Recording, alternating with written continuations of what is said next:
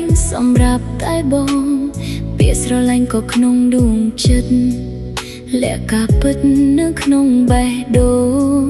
ជួបម្ដងដងចង់ស្និទ្ធស្នាលតែធ្វើមិនបាន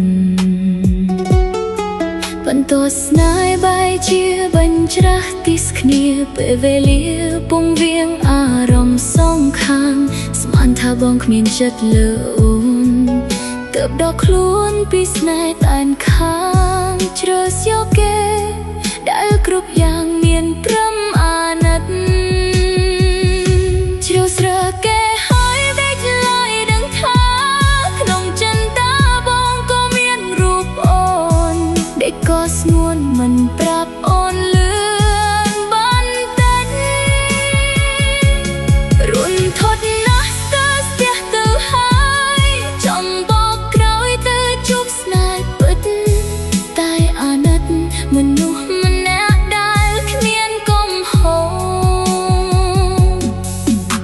ជាញញឹមលាក់ទឹកភ្នែកហូរទូចិត្តធ្ងន់នឹកបងរាល់រាត្រីវាសនាលេងសើចនឹងជីវិតស្រីឲ្យជួបប្រោះថ្លៃខុសពេលវេលាជ្រើសរើសគេហើយបែកឡើយដឹងថាក្នុងចិនតាបងក៏មានរូបអូនដេកក៏ស្ងួនមិនប្រាប់អូនលឿនបន្តិចរុនថត់ណាស់ស្ទើរស្ទះទៅហើយចង់បកក្រោយទៅជួបស្នេហ៍ពិតតែអាណិតមនុស្សម្នាក់ដែលគ្មានកំហុសធ្វើយ៉ាងណាទើបសុខសមទៅឬរស់នៅក្បែរគេតែនឹកបងជួយប្រាប់ផងព្រោះអូនមិនចង់ធ្វើរឿងខុសព្រោះវាម្នាក់ដែលអូនស្រឡាញ់និងអ្នកដែលស្រឡាញ់អូនស្មោះតើឲ្យអូនធ្វើ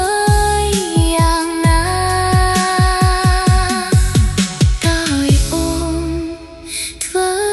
យ៉ាងណាភ្លើស្នេហ៍បញ្ច្រាស់ទីស្